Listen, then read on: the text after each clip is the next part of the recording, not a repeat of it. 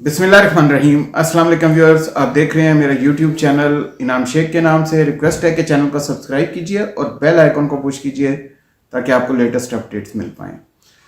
बात करेंगे आज पाकिस्तान के, एक हम केस स्टडी करेंगे कि क्या वजह है इंडिया पाकिस्तान के अंदर एक्सट्रीमिज़म बहुत बढ़ चुका है। आप देखते हैं कि लोग एक दूसरे के अंदर अदम बर्दाश्त बहुत ज़्यादा हो गई है। इसकी क्या वजूहात हैं? अगर आप इसको एज ए केस स्टडी लें तो आपको मालूम पड़ेगा कि दोनों खित्तों के अंदर तकरीबन पाकिस्तान में खासकर ज़्यादा हमारे यहाँ जितने भी राइटर्स आए हैं, राइटर से मुराद है जिन्होंने फिल्में लिखी हैं या जिन्होंने ड्रामे लिखे हैं, उन्होंने उसके अंदर तशद्दुद का अंसर बहुत ज़्यादा दिखाया। आप पिछले 20 से 25 साल के ड्रामे उठा लें, फिल्में उठा लें, आपको नज़र आएगा गंडासा और इस किस्म की क्लाशनकोफ, ये कल्चर पाकिस्तान के अंदर इंट्रोड्यूस करवाया गया। ज़ाहिर है आप जो बोते हैं वही आप काटते हैं। अमेरिका के अंदर आप देखें, उधर भी इसी किस्म की मूवीज़ बनती हैं और यही वजह है अमेरिकन कल्चर में भी तशद्दुद का अंसर पाया जाता है। कभी कभी कोई बच्चा उठता है कॉलेज स्कूल में, फायरिंग करके बाकी बच्चों को मार देता है, यहाँ कॉलेज में जाता है अचानक फायरिंग करके मार देता है।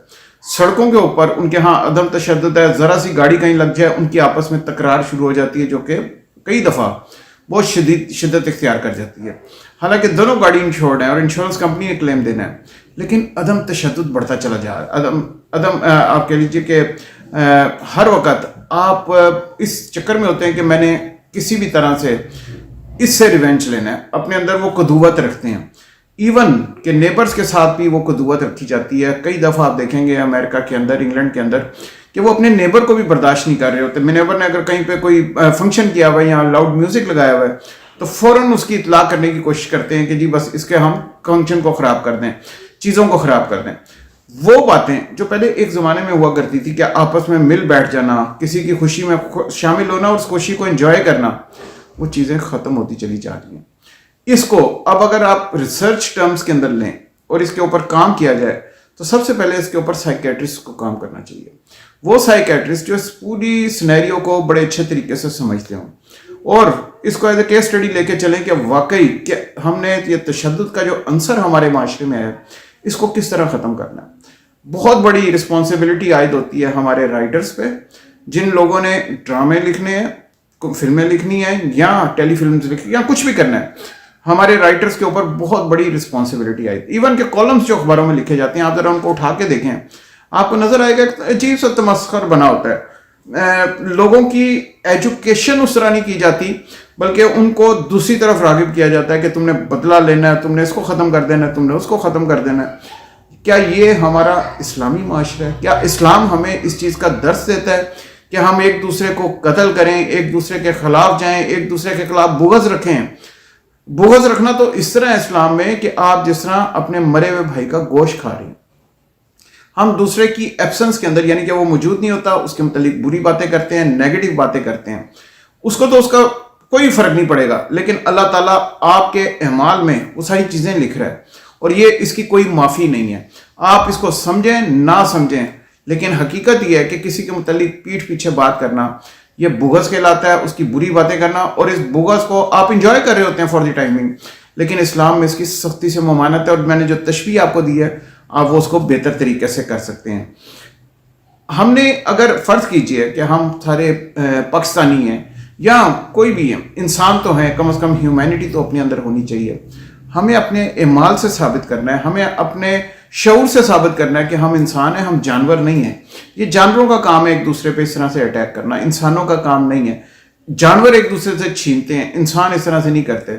लेकिन आप जरा मुलाहिजा कीजिए, सोशल मीडिया पे आप कई दफ़ा देखते हैं शादी के फंक्शन होते हैं, लोगों में इतनी बर्दाश्त नहीं होती कि 2 मिनट बैठ जाएं, 2 मिनट बाद भी खाना मिल जाएगा। आप देखते हैं कि कई सोशल मीडिया पे वीडियोस आई होती हैं कि लोग पराते उठा के भाग रहे हैं खाने के पीछे। इस तरह मतलब अगर आपको उस दिन खाना कम भी मिल जाएगा तो क्या फ़र्क पड़ेगा? थोड़ा सब्र कर लो। अल्लाह ने जो आपके नसीब में लिखा हुआ है वो आपको मिलना ही मिलना है। उतना दाना पानी से ज़्यादा आपको नहीं मिल सकता।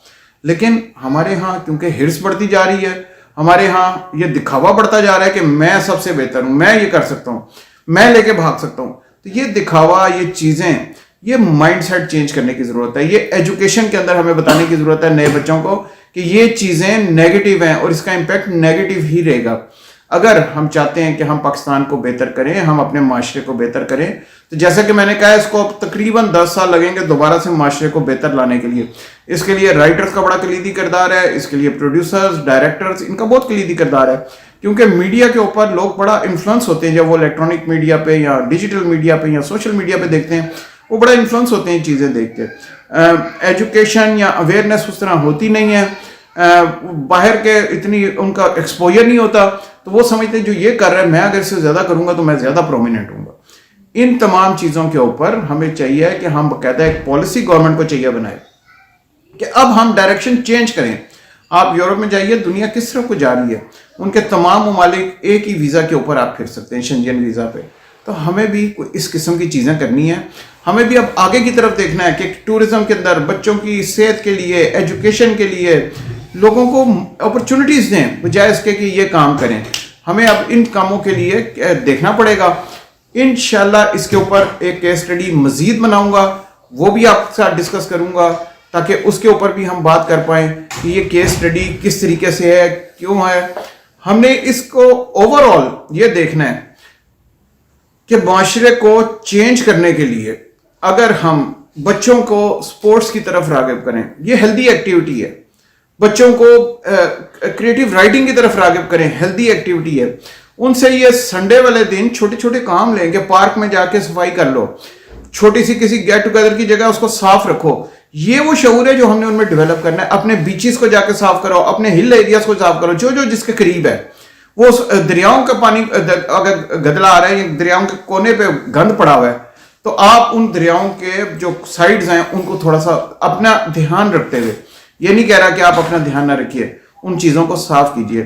جس طرح باقاعدہ باہر بھی کیا جاتا ہے کہ اسکول کے اگر جس ٹائم پہ ان کو بچوں کو لے کے جاتے ہیں، پارکس کو صاف کرواتے ہیں تاکہ بچوں کو پتہ چلے کہ ہم نے یہ صاف رکھنا ہے، بیچز کو صاف کرواتے ہیں، دریاؤں کے وہ شور جو ذرا تھوڑے سے محفوظ ہیں جس میں کوئی خدا نہ خاصہ خطرہ نہیں ہے، ادھر اگر کوئی گند پڑا ہوا ہے، کوئی آپ کے شاپر بیگز پڑے ہیں یا کھانے کے چھلکے پڑے ہیں، ان کو صاف کرواتے ہیں تاکہ بچوں کو عادت پڑے کہ ہاں ہم نے اپنے ملک کو، اپنے معاشرے کو صاف رکھنا ہے۔ یہ وہ چیزیں ہیں جس سے ہم آگے کی طرف جا سکتے ہیں۔ دوسرے کا احساس کرنا، دوسرے کے متعلق بہتری کرنا، یہ ساری ہماری اسلامی اقدار ہیں، یہ کوئی ایسی چیزیں نہیں ہیں کہ جو ہمارے لیے نہیں ہیں۔